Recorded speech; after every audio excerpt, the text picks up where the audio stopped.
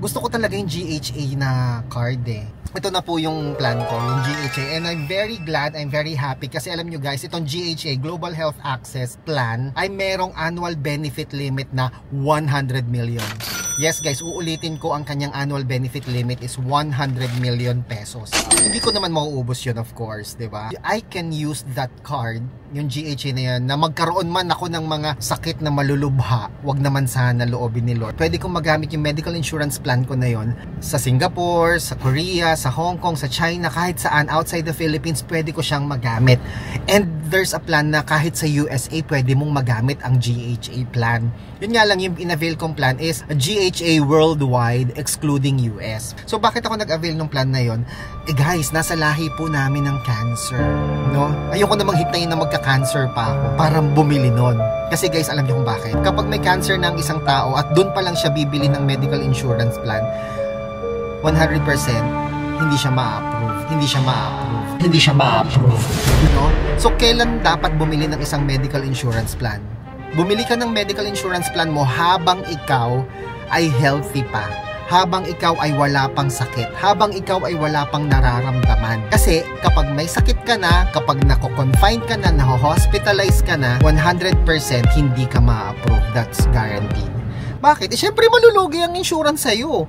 Diba? Ba't nila aprubahan ng isang ang isang negosyo pa rin po kasi yun, mga kaibigan. Ba't nila aprubahan ng isang bagay na magpapalugi sa kanila? So hindi nila aprubahan yon. Kaya dapat, mga kaibigan, habang kayo po ay healthy pa, habang kayo ay malakas pa, habang kayo ay malakas pang kumita at wala pang nararamdaman, this is the best time na mag-avail na po kayo ng inyong medical insurance plan. Yung iba sa atin, inuuna yung life insurance plan. Wala naman pong problema doon kasi those plans are kailangan din naman natin. Gusto nyo ba mamatay ka agad? Diba? Wala naman. I want you to know na there is a plan na hindi mo kailangang mamatay para may mapakinabangan ka. Ano yon? Ito po yung medical insurance plan. This plan will save your savings. It will preserve your savings na in case na ma-hospitalize tayo, magkaroon ng emergency, magkaroon ng critical illness, magkaroon ng dengue, pandemic at kung ano-ano pa, yung inyo pong savings will be preserved. Bakit? Kasi ang magbabayad ng hospital bills mo ay ang AXA, ang GHA. Napakaganda nung na-avail kong plan. Alam niyo kung bakit? 100 million, you can use that for confinement.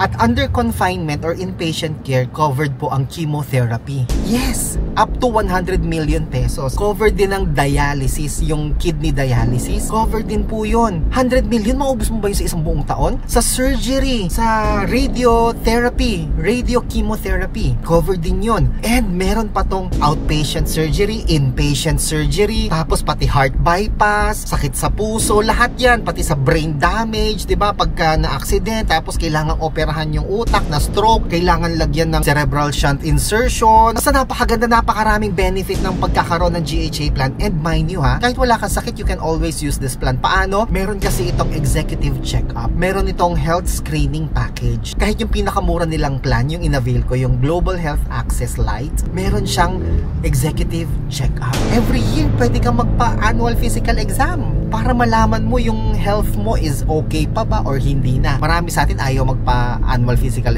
exam, di ba? Bakit? Natatakot kasi silang malaman yung sakit nila.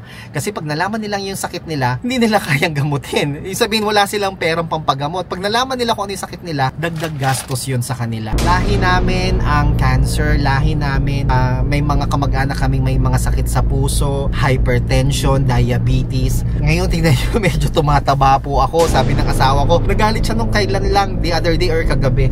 Ay sa isi may pangatawan mo, tumataba ka, yung tiyan mo lumalaki, wala ka pa namang health insurance plan, sabi niya. My wife kasi is working sa isang hospital. Nagtatrabaho po siya sa hospital as medical technologist, no? Laboratory scientist po sila. At alam niya yung itsura ng isang taong pwedeng magkaroon ng sakit. Yung mga lumalaki ang tiyan, yung mga malalakas kumain, yung mga tumataba, yung mga namamaga yung itsura. So, worried lang din siya. Eh ngayon, meron na ako GHA, na-approve na yung aking Global Health Access. Pero hindi naman ibig sabihin yun na pabayaan ko na yung aking pangangatawan. Syempre, kailangan ko pa rin namang asikasuhin ng aking katawan. Ang maganda kasi sa GHA, hindi lang siya sa pangsakit, pati pang mga emergency. Huwag naman sana, halimbawa na aksidente or what not, magagamit mo siya. So yun lang po mga kaibigan. I hope no magkaroon din kayo ng interest sa Global Health Access Plan ng AXA. Magagamit po ito nating lahat for emergency care, ma-hospitalize man tayo, sakit sa puso, stroke, cancer, o anuman pong sakit ay pwede po nating magamit ang card na ito.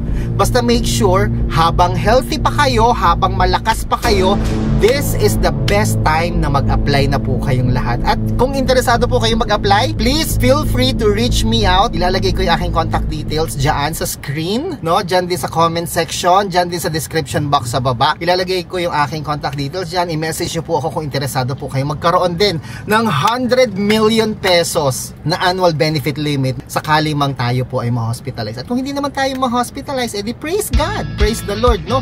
Dahil we are healthy. Kaya mga kaibigan, ingat po kayo. Ako po si Chico. Enjoy the rest of the day and God bless po.